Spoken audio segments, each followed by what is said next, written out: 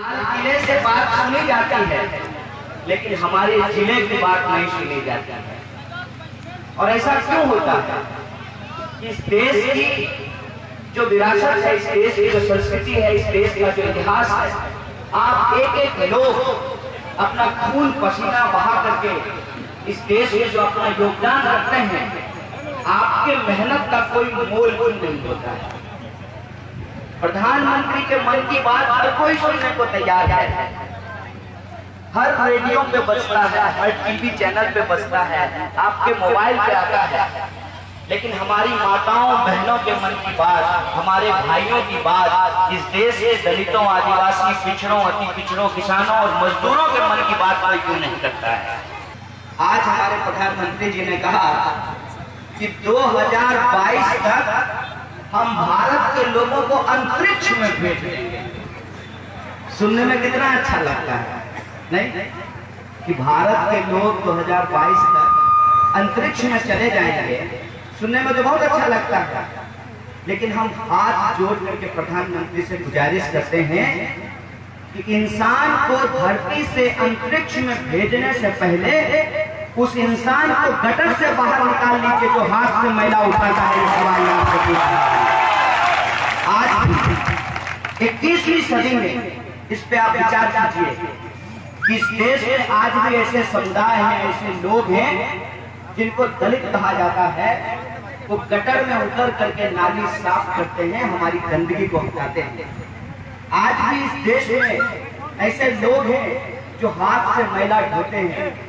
अंग्रेजी में इसको कहते हैं मैनुअल स्कैवेंजिंग। मानव के द्वारा आज से जो मैला उठाने का काम है, ये अमानवीय काम है। इस काम को हमको बंद करना चाहिए। इस पर प्रधानमंत्री नहीं बोलते हैं। प्रधानमंत्री क्या कहते हैं? प्रधानमंत्री कहते हैं कि हम 2022 तक तिरंगा झंडा लेकर के भारतीय को अंतरिक्ष में भेज देंगे। मोदी जी, इससे लोगों का भला नहीं होगा कि आप किसी 2-4 इंसान को अंतरिक्ष में भेज दीजिए। लोगों का भला किससे होगा? लोगों का भला इससे होगा कि लोग जो मेहनत कर रहे हैं, मजदूरी कर रहे हैं, खेती कर रहे हैं, किसानी कर रहे हैं, उनके बच्चों को अच्छी शिक्षा दीजिए। पंचायत समिति राम स्वरूप पासवान जी, आप मंच पर आ जाए।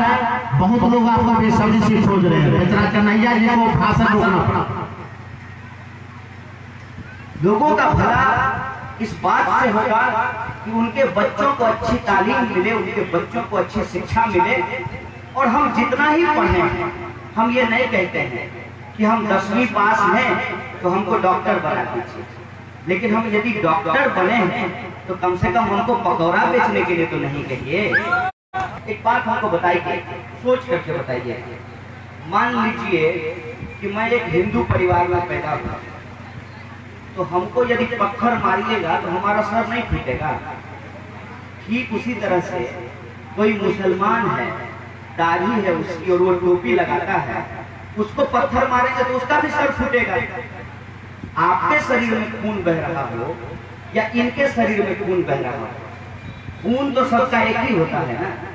तो फिर जात और धर्म के नाम पर समाज में ऊंच नीच क्यों होता है? और इस पे जो सवाल उठाते हैं उनको देशद्रोही क्यों कहा जाता है? ये सवाल हमारे मन में बार बार आता है। क्या कहा जाता है?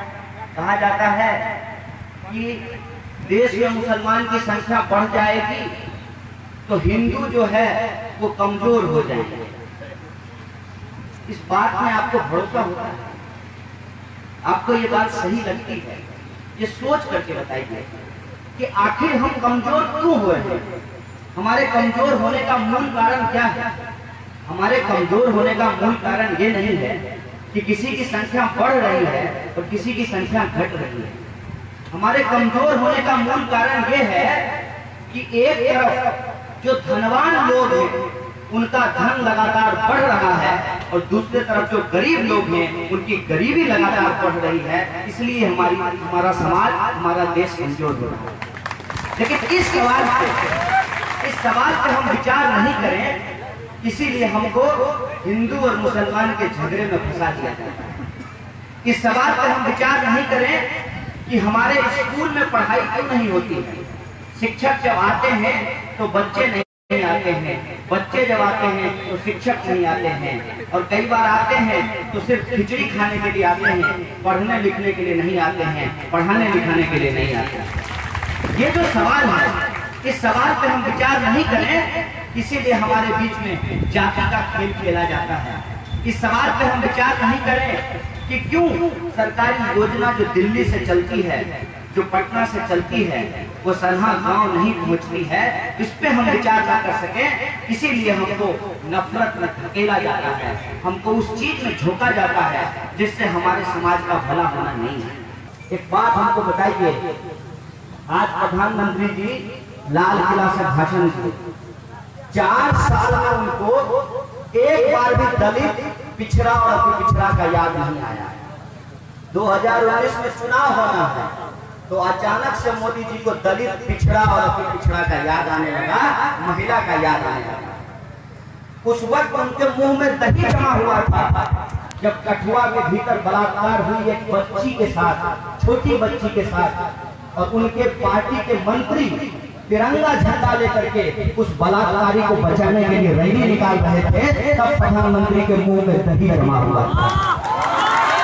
तब उनके मुंह से एक आवाज नहीं निकली जब इस देश के भीतर लगातार भीड़ के द्वारा लोगों की हत्या की गई, तब प्रधानमंत्री के मुंह से एक आवाज नहीं निकली। ऊना के भीतर जब 4 दलितों को दिन दहाड़े मरी हुई गाय उठाने के चलते पीटा गया, तब प्रधानमंत्री जी के मुंह से आवाज नहीं निकला। जब इस देश के भीतर हमारे देश के विश्वविद्यालयों में जो दलित, पिछड़े, वंचित और शोषितों के बच्चे हैं, उनकी हत्या की गई, उनकी आत्महत्या करवाई गई, रोहित गुनोला की संस्थानिक हत्या हुई, तब प्रधानमंत्री जी के मुंह से आवाज नहीं निकली। और आज जब चुनाव है तो फिर से मोदी जी 2014 की तरह कह रहे हैं, मैं तो चाय बेचता हूँ और मैं तो पिछड़े का बच्चा हूँ। मोदी जी, अगर आप चाय बेचते तो आप चाय बेचने वाले के साथ फोटो खिंचाते, आप अंबानी और अदानी के साथ फोटो नहीं खिंचाते। मोदी जी, ये सवाल हम आपसे पूछना चाहते हैं। आप चाय बेचते तो चाय वालों के लिए नीति बनाते ना। आप यदि पिछड़े हैं सच में तो आप पिछड़ों के लिए नीति बनाते ना। आप सच में कहते हैं कि हम गरीब का बेटा हैं तो आप गरीबों के लिए न्याय बनाते हैं ना। और आप कैसा बेटा है, कौन सा जो है धर्म आपने निभाया है? ना आपने बेटा होने का धर्म निभाया है, ना आपने पति होने का धर्म निभाया है। सवाल आपको मैं पूछ रहा हूँ, नोटबंदी हुआ था, याद है ना? लाइन में लगे थे, याद है ना? नोटबंदी करते हुए उन्होंने क्या कहा था?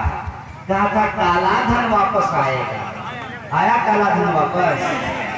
1000 और 500 का नोट बंद कर दिए, बदला में 2000 और 500 का नोट ले आए। इसमें काला धन कहां से आ गया, ये जरा हमको समझाइए।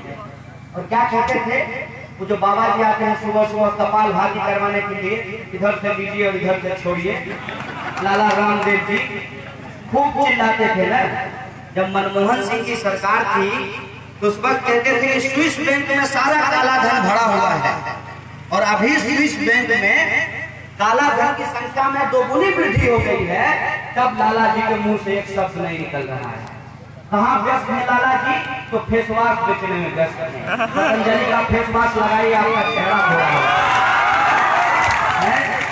एक शब्द नहीं मुंह से निकल रहा है। अभी एक नया वादा किए थे कुछ दिन पहले कि हम बुलेट ट्रेन चलाएंगे, किए थे ना। बगल में पटरी गई है आपके सामने से, ट्रेन की हालत देखते हैं। पंखा जो है खुद से नहीं चलता है, 2 मुक्का मारिएगा तो पंखा घूमना शुरू होगा। 4 आदमी के लिए बैठने का सीट है, 16 को 17 को आदमी उसमें बैठा हुआ है। लोग कहता है कि घर में ही जो है दिशा मैदान कर लेते हैं, क्योंकि ट्रेन का पैखाना बहुत गंदा है। आप वहां जाइएगा पैखाना करने के लिए आपको उल्टी होगी। ऐसा होता है कि नहीं होता है? तो जो ट्रेन है वो ट्रेन तो इनसे चल नहीं रहा है। हम दिल्ली में रहते थे तो जब टिकट कटा लेते थे बिहार के लिए तो लगता था कि भगवान से भेंट हो गई, क्योंकि आपको टिकट ही नहीं मिलेगा। आप कभी भी जाइए दिल्ली का टिकट लेने के लिए, आपको टिकट नहीं मिलेगा। ये ट्रेन ऐसे संभल नहीं रहा है और बुलेट ट्रेन लेकर के आएंगे। ये लोग जो है झूठ बोलने के उस्ताद, झूठ बोलने के सरदार, झूठ इतना बढ़िया से बोलते हैं कि आपको सुन करके भरोसा हो जाएगा ये सच बोल रहे हैं। जैसे आप टीवी पे प्रचार देखते होंगे, टीवी पे कितना सुंदर से झूठ बोला जाता है, नहीं बोला जाता है कि लड़का वाला क्रीम है, कि लड़की वाला क्रीम है, लड़का ही क्रीम लगाएगा तो लड़की दौड़ने लगेगी, लड़की क्रीम लगाएगी तो लड़का दौड़ने लगेगा। ऐसा प्रचार टीवी पे आता है, नहीं आता है? कहता है कि फेयर एंड लवली लगा लीजिएगा तो मुंह गोरा हो जाएगा। हुआ है आज तक गोरा किसी का? फेयर एंड लवली लगा के मुंह यदि गोरा हो जाए तो जो है वो काली जो है बकरी खरीद के लाते हैं, उसके मुंह पे फेयर एंड लवली लगा देते हैं, देखते हैं वो गोरी होती है कि नहीं होती है। कितना बढ़िया से झूठ बोलती है। अरे हेमा मालिनी जी बढ़िया एक्ट्रेस थी, सिनेमा में काम करती थी। जब वो डांस करती थी तो अच्छा लगता था, जब वो गाती थी तो अच्छा लगता था, सिनेमा अच्छा लगता था। लेकिन हेमा मालिनी कोई वैज्ञानिक थोड़ी है कि हेमा मालिनी को पता है कि केंट देता है सबसे शुद्ध पानी। उनको कैसे पता है? वो वैज्ञानिक है कि डॉक्टर है, उनको क्या मालूम है? उनको जो है एक्टिंग करने के लिए आता है, उनको डांस, कथक की बहुत बड़ी डांसर है वो, और अलग अलग तरह का डांस आता है उनको। तो वो डांस बढ़िया करेंगे, एक्टिंग बढ़िया करेंगे, देखने में अच्छा लगती हैं, बढ़िया मेकअप करती हैं, बढ़िया बोलती हैं। लेकिन वो कह दे कि केंट देता है सबसे शुद्ध पानी और हम घर में जो है केंट लगा लें, ये अच्छी बात है, ये दिमाग वाली बात है कि हेमा मालिनी के कहने से हम केंट क्यों खरीदेंगे? लेकिन लोग खरीद लेते हैं ना। सचिन तेंदुलकर बोल दिया ठंडा मतलब कोका कोला, तो दे गटागट दिए जा रहे हैं। जो लोग गांव भर में रहे हैं उनको पता है कि जब बच्चे को गर्मी लगती है तो ताल मिश्री दिया जाता है, दिया जाता है, नहीं दिया जाता। तो एक बात हमको सोच करके बताइए कि शरबत ठंडा नहीं है, लस्सी ठंडा नहीं है, सतुआ पेट को ठंडा नहीं करता है, लेकिन कोको कोला मतलब ठंडा, ठंडा मतलब कोको कोला। ये क्यों किया गया है हमारे साथ? ये जो प्रचार किया जाता है, ये प्रचार करके हमारे दिमाग को कैप्चर कर लेते हैं, कब्जा कर लेते हैं। घर से निकलिएगा, रोड पे आपको बड़ा पोस्टर मिलेगा कि ये सीमेंट सबसे अच्छा होता है। उससे आगे बढ़िएगा तो जिस कपड़ा के दुकान से कपड़ा लीजिएगा उसके पॉलीथीन पे लिखा रहेगा कि ये सीमेंट सबसे अच्छा होगा। मोबाइल देखिएगा तो उस पे बताएगा कि ये सीमेंट सबसे अच्छा होता है। टीवी खोलिएगा तो उस पे बताएगा कि ये सीमेंट सबसे अच्छा होता है। तो आप जाइएगा और अपने पति को कहिएगा, सुनथिन न मालिक, घर बनवे छियै, ई सीमेंट बड़ बढ़िया होय छै, इहे घर में लगेबै। तो ना तोरा केना पता कि सीमेंट बढ़िया होय छै? तो किजन के लोग सीमेंट बढ़िया होय छै? प्रचार आपने देखा और आपने उस बात को मान लिया। वैसे ही हमारे देश में जो प्रधानमंत्री है ना, वो प्रधानमंत्री नहीं है, वो प्रचार मंत्री है। इतना सुंदर प्रचार करते हैं कि उनके प्रचार को आप मान लीजिए। ऐसा प्रचार करेंगे तो उसके प्रचार को आप मान लीजिए।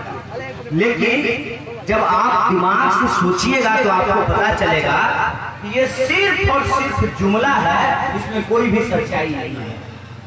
नोटबंदी करने के बाद इन्होंने कहा था, मैं याद दिला रहा हूं आप लोगों को, कि 50 दिन में अगर इस समस्या का समाधान नहीं हुआ, नोटबंदी करने के बाद यदि काला धन वापस नहीं आया, नोटबंदी करने के बाद यदि माओवादी घटना, नक्सलवादी घटना नहीं रुकी, नोटबंदी करने के बाद यदि आतंकवादी घटनाओं में कमी नहीं आई, तो हमको जिस चौराहा पे बुलाइएगा आ जाइएगा। 50 दिन बीत गया है, किसी चौराहे पे आपको प्रधानमंत्री मिले? प्रधानमंत्री आपको कैसे मिले? प्रधानमंत्री आपको कभी फ्रांस में मिलेंगे, कभी अमेरिका में मिलेंगे, कभी लंदन में मिलेंगे। ऐसा लगता है कि प्रधानमंत्री नहीं हो, प्रधानमंत्री वास्को डी गामा हो कि दुनिया का चक्कर लगा रहे हैं हवाई जहाज। नोटबंदी का रिजल्ट यही है।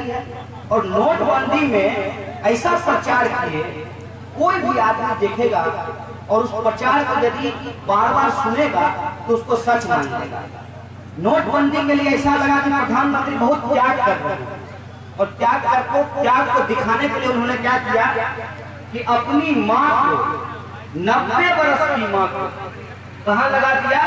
एटीएम के लाइन में लगा दिया। ये सब लड़का सब यहाँ बैठा हुआ है। सोच करके आप लोग उनको बताइए कि आपकी माँ यदि 90 वर्ष की होगी और आप उसको यदि 500 रुपया निकालने के लिए एटीएम के लाइन में लगा दीजिएगा, तो आपसे कोई नालायक बेटा होगा इस धरती पर? इससे ज्यादा नालायक बेटा कोई होगा? अरे हम प्रधानमंत्री नहीं होते, हम चपरासी भी होते, तब भी अपने 90 वर्ष की माँ को एटीएम के लाइन में नहीं लगाते। अगर लगा देते तो समाज हमको कोसता कि कैसा वंश कुलहेड़ में डाल गया है, 90 वर्ष की माँ को एटीएम के लाइन में लगा दिया। ये राजनीति है, ये दिखावे की राजनीति है, ये गरीबों की भावना से खेलने की राजनीति है, ये माताओं बहनों की भावनाओं से खेलने की राजनीति है। और ये राजनीति किस लिए है कि हमको भावना में उलझा करके, हमको जो है हिंदू मुसलमान में फंसा करके, हमको जो है जातिवाद के झगड़े में उलझा करके इस देश के अंदर जो हमारे संसाधन हैं उसको आवाज गति से लूटा जा सके, इसलिए ये सारी बेईमानी की जा रही है। क्या वादा किया गया था? वादा किया गया कि किसान जो है, नारा दिया मोदी जी ने, बहुत हुआ किसानों पे अत्याचार, अब की बार मोदी सरकार। ये है वादा, ये है जुमला। सच्चाई क्या है? सच्चाई ये है कि इस देश में एक साल में 12,000 किसानों ने आत्महत्या की है। किसान जाता है, बीज खरीदता है, महंगा बीज खरीदता है, बीज लेकर के जुताई करेगा, घंटा पर जो है पंपिंग सेट से पानी पटाएगा, रुपाई करेगा, बुनाई करेगा, और फसल जब तैयार होगा तो उसमें दाना नहीं होगा। अभी बेगूसराय जिला में ये घटना घटित थी ना, लहलहाया हुआ मकई का खेत था, इतना बड़ा बड़ा ओढ़ा, इतना बड़ा बड़ा भुट्टा, और उसमें दाना नहीं था। अब वो किसान यदि सूद में लेकर के खेती किया है तो हमको बताइए वो किसान कहाँ जाएगा? महाजन उससे सूद का पैसा वसूलेगा कि नहीं वसूलेगा? तो किसान मेहनत करके खेत में अनाज लगा रहा है, लेकिन उसको अनाज का दाम नहीं मिल रहा है, लेकिन उसको सूद देना पड़ रहा है। और ऐसे जीवन में जब वो जीवन से लड़ते लड़ते हार जाएगा तो आत्महत्या करेगा नहीं तो क्या करेगा? मजदूरों की क्या हालत है? मजदूरों की हालत ये है कि महंगाई लगातार बढ़ रही है, मजबूरी नहीं बढ़ रहा है। आप हमको बताइए, जो बूढ़ी महिला होगी उनको अच्छे से याद होगा कि पहले जो मजदूर को मिलता था और आज जो मजदूर को मिलता है उसमें जितनी बढ़ोतरी हुई है, और महंगाई जिस हिसाब से बढ़ा है उस हिसाब से मजदूरी बढ़ी है। ये सवाल आप खुद से पूछ करके बताइए। आपने सरकार बनाई 2014 में, और आपने सरकार बनाई 14 से लेकर के 19 तक का, और एमएसपी का दाम देने का वादा कब कर रहे हैं? 2022 में। और कितना देंगे ये आप सोच करके देखिए। इतना देंगे जितना में कि उसको कभी भी मुनाफा नहीं हो सकता। मतलब जो उपजाने वाला है उसको मुनाफा नहीं होगा, जो पहला उत्पादक है और आखिरी उपभोक्ता है उसके जीवन में सबसे ज्यादा कष्ट है, सबसे ज्यादा कष्ट है।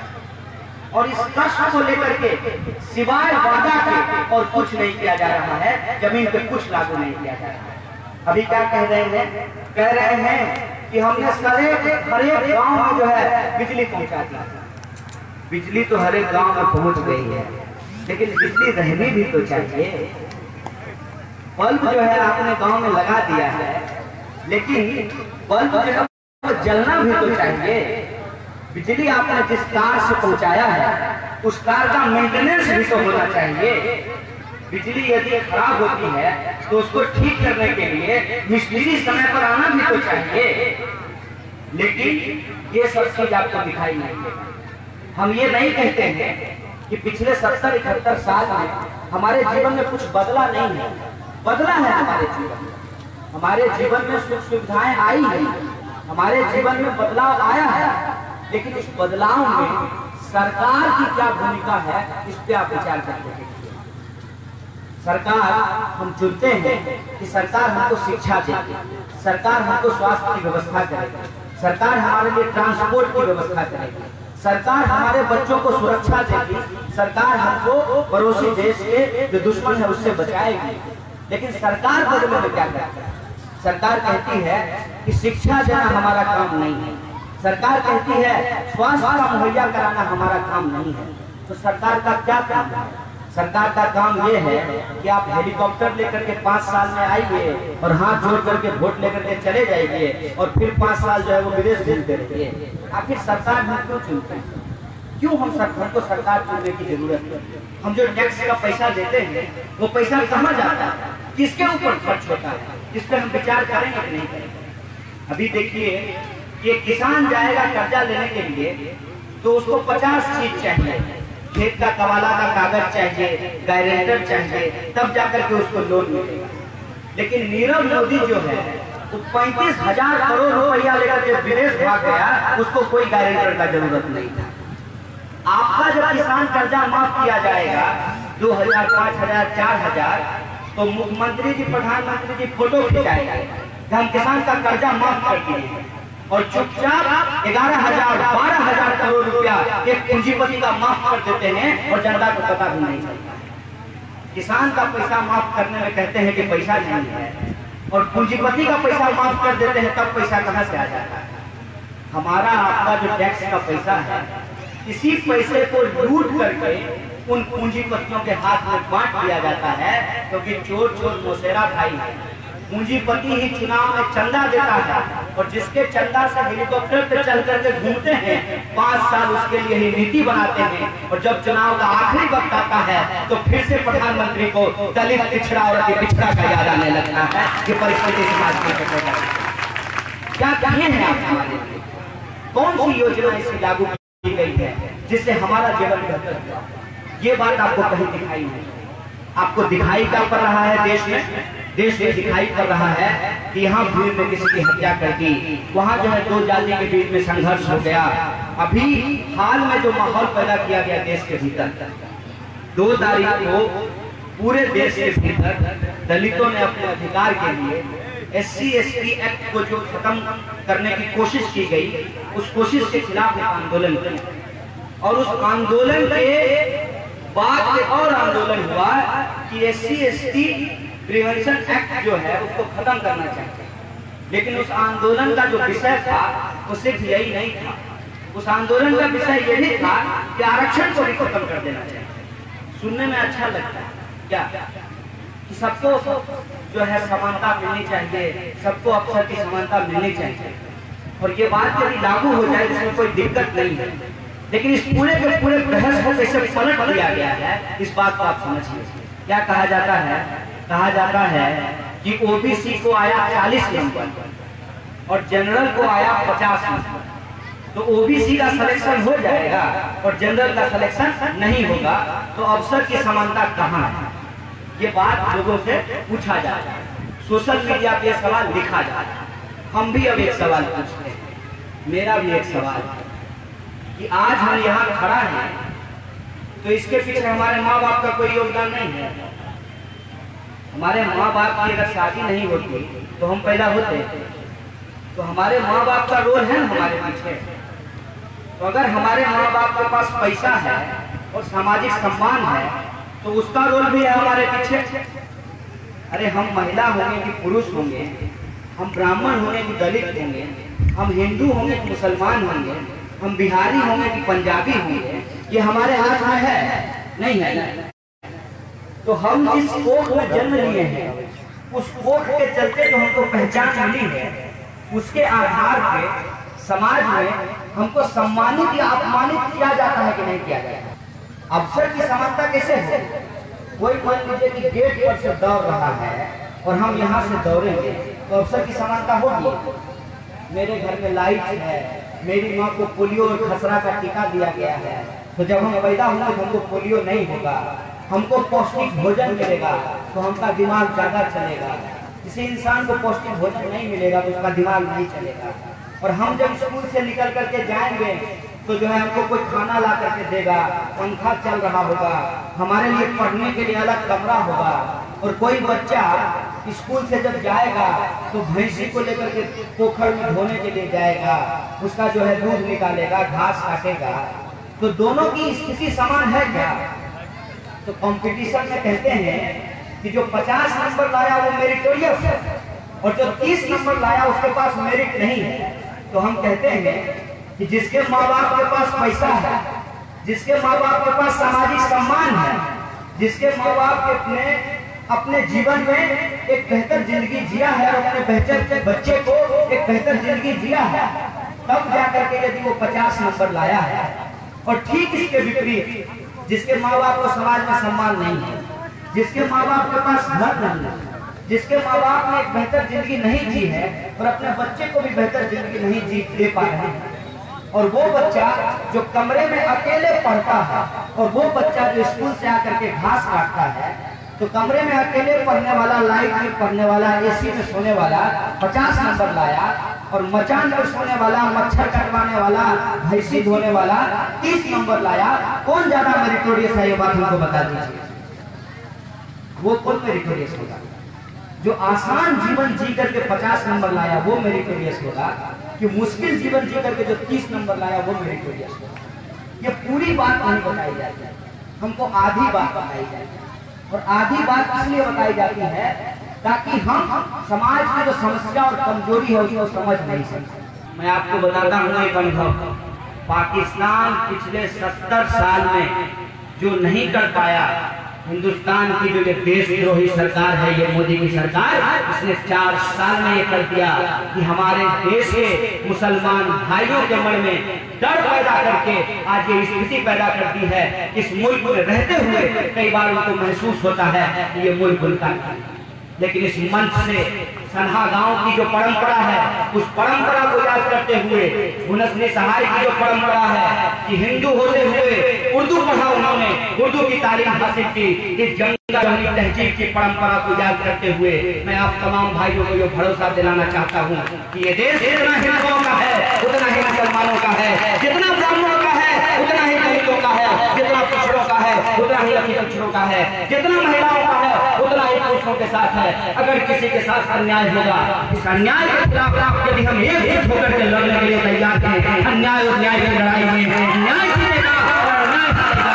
और इसी अन्याय को हराने के लिए मैं आप तमाम लोगों से अपील करने आया हूँ कि आगामी 25 अक्टूबर को पटना के गांधी मैदान में भारतीय कम्युनिस्ट पार्टी की अगुवाई में, कॉमरेड अनिल अंजान की अगुवाई में, कॉमरेड मनोज दा की अगुवाई में और मुखिया जी की अगुवाई में एक बड़ी संख्या में साहेबपुर कमाल के क्रांतिकारी धरती से एक क्रांतिकारी जत्था पटना के गांधी मैदान में पहुंचना चाहिए। और पटना के गांधी मैदान में पहुंचकर इस देश की जो गंगाचल जमुनी तहजीब की विरासत है, उस विरासत के लिए इस देश के भीतर बाबा साहब भीमराव अम्बेडकर भगत सिंह के सपनों का भारत बनाने के लिए, सबको शिक्षा के लिए, सबको काम के लिए, महिलाओं और पुरुषों के लिए, ब्राह्मणों और दलितों के लिए, तमाम भारतीयों के आत्म सम्मान के लिए हम लोग एकजुट होकर के मोदी भगाओ भारत बचाओ का नारा दे रहे हैं। इस रैली में भारी संख्या में आप लोग शामिल होंगे। एक बात आप लोगों ने याद रखा होगा कि तिलक ने एक बार कहा था, तुम मुझे खून दो मैं तुम्हें आजादी दूंगा। और आज आजादी का दिन हम लोग मना रहे हैं। इस देश के भीतर आजादी के भीतर के ऊपर जो हमला किया गया है, इस हमले को लेकर के एक जिम्मेवार अपने दिमाग में साफ कर लीजिए। बिन हवा में पत्ता हिलता है, बिन लले में कुछ कोई हिलता है। यह बात मैं बेगूसराय के हर गांव में जाकर के बोल रहा हूँ कि बिना खाने न माइयो दूध में गिरवे छे। हमारे साथ जो गलत हो रहा है उस गलत के खिलाफ हमको आवाज उठानी पड़ेगी। और ये आवाज हमको इसलिए उठानी चाहिए कि देश के भीतर जो माहौल पैदा किया गया है वो माहौल ये है कि जानवर जो है उसकी इज्जत है, इंसान की कोई इज्जत नहीं है। पूरी दुनिया में गाय जो है वो घास खाती है और गोबर देती है। हिंदुस्तान में गाय निर्दोष मुसलमानों का जान लेती है और वोट देती है।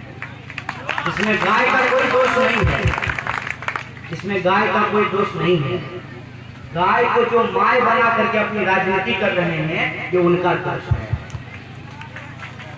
जिसका हम दूध पीते हैं वो हमारी माँ कहलाती है। मेरा नाम कन्हैया है। कन्हैया की 2 माँ थी ना। देवकी ने जन्म दिया था, यशोदा ने पाला था। देवकी के साथ वो कंस की जेल में बंद थे। अभी जब हम आए तो एक गाना गा रहे थे पीछे साथी, कन्हैया कन्हैया कह करके। मैं तो वो कन्हैया नहीं हूँ, वो तो भगवान थे, मैं तो इंसान हूँ, मैं तो आपके बीच का आदमी हूँ। वो तो द्वारका के थे, मैं तो बेगूसराय का हूँ, आपकी धरती का हूँ, आपका बच्चा हूँ। वो कन्हैया कंस की जेल में बंद थे और मैं मोदी की जेल में बंद था। वो भगवान थे तो वो गोकुल पर्वत उठा लिए, उनके पास शक्ति थी। हम इंसान हैं, अगर हम इंसान भी एकजुट हो जाएं तो हम भी उतने ही ताकतवर हो सकते हैं। हम भी अन्याय का जो गोकुल पर्वत आज हमारे सामने खड़ा हुआ है, उसको अपनी मुट्ठी में उठा करके खड़ा कर सकते हैं और इनकी सत्ता को नीचे गिरा सकते हैं।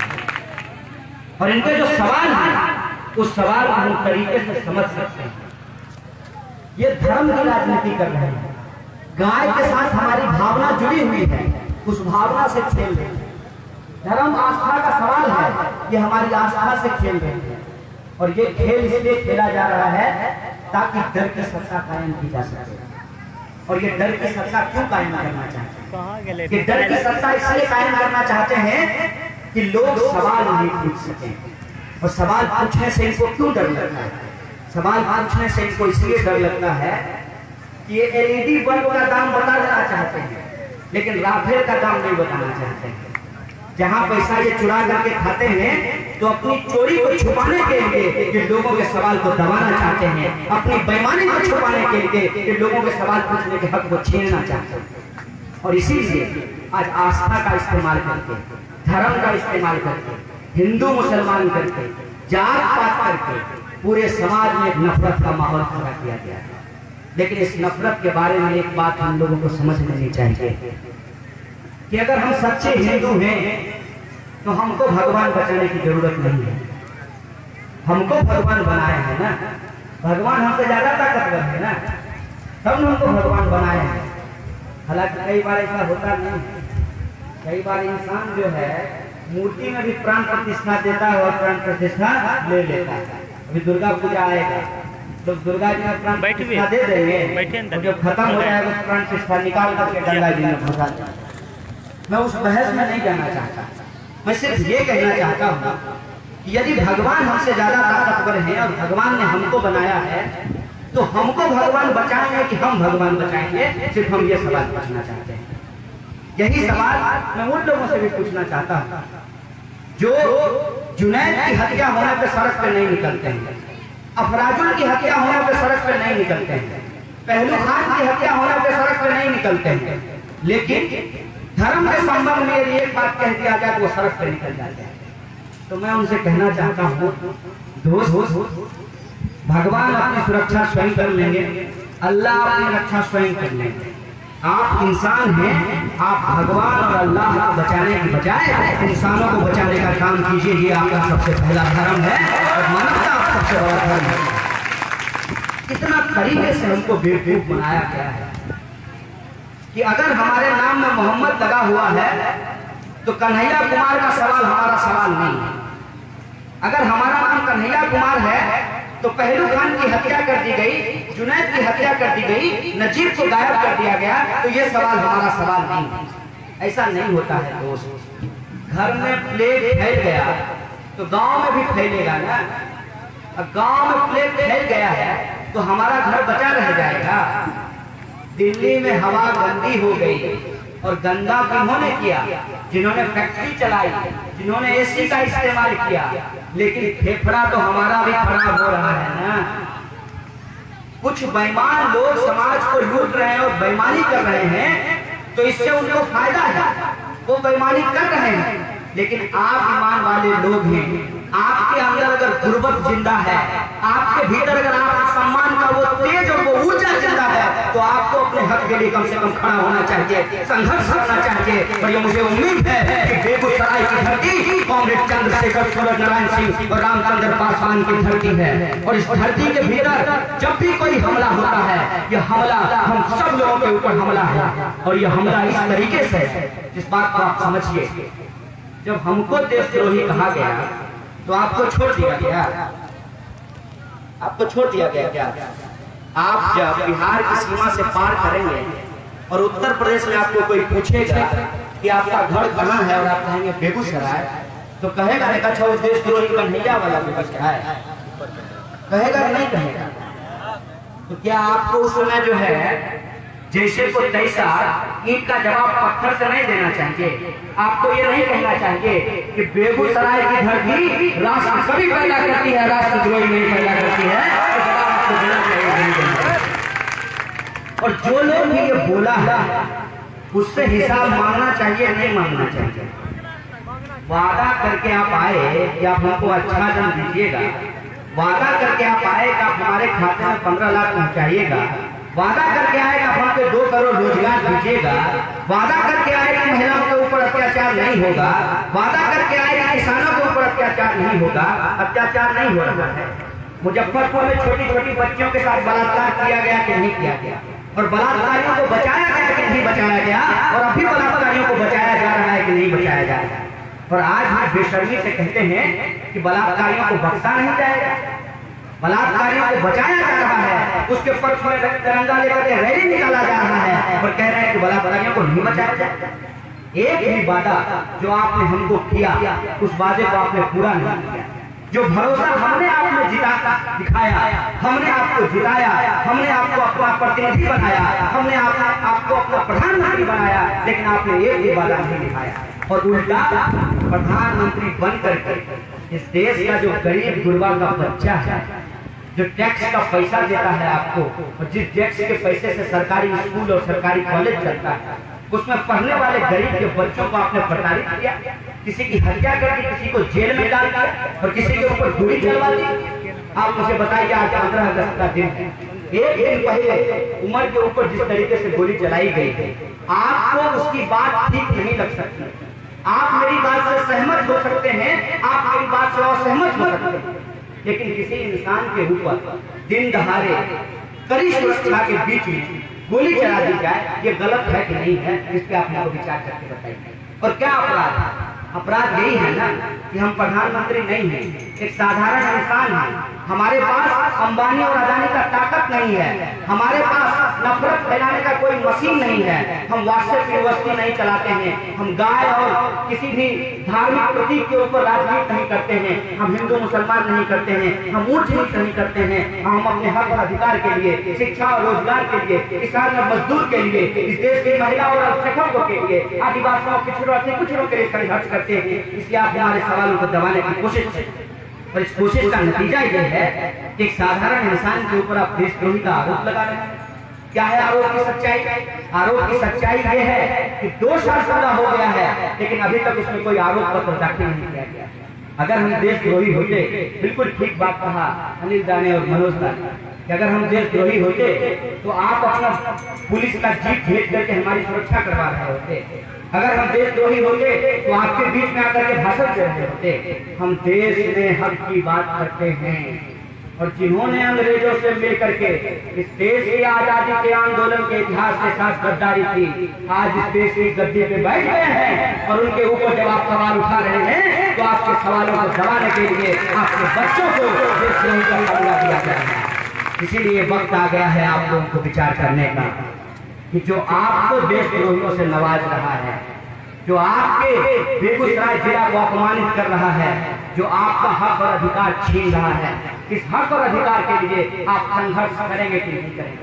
अगर नहीं करेंगे तो आपकी वाह वाह, अगर करेंगे तो मैं आप लोगों को कहना चाहता हूँ, तिलक की वो बात याद दिलाना चाहता हूँ आजादी के आंदोलन के इस महत्वपूर्ण दिन में, जिस दिन हम आजाद हुए हैं, कि तिलक ने एक खून मांगा था और आजादी देने की बात की थी। मैं आपसे आपका एक दिन का श्रम मांगता हूँ, और इस देश के भीतर जो नफरत का माहौल तैयार किया जा रहा है, तो आजाद देश से नफरत से आजादी दिलाने का वादा मैं करता हूँ, और ये आजादी हम लोग लड़कर करेंगे।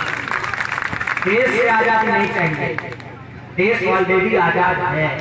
अंग्रेजों से आजादी हम 1947 में ही ले लिए, लेकिन देश के भीतर आज भी जो गरीबी है उस गरीबी से हमको आजादी चाहिए, जो भुखमरी है उस भुखमरी से हमको आजादी चाहिए, जो मनुवाद और ऊंच नीच है उससे हमको आजादी चाहिए। और आजाद का जो सपना था कि अंग्रेज चले जाएंगे, भगत सिंह का जो सपना था कि अंग्रेज चले जाएंगे, गोरे अंग्रेज चले जाएंगे और काले अंग्रेज हमारे ऊपर शासन करने लगेंगे, तो इन झूठ बोलने वाले, जुमलेबाजी करने वाले, धर्म की राजनीति करने वाले अब इस काले अंग्रेजों से हमको आजादी चाहिए। और ये आजादी हम हरगिज़ लेकर के रहेंगे, क्योंकि आजादी हमारा हक है और ये हक हम लेकर के रहेंगे।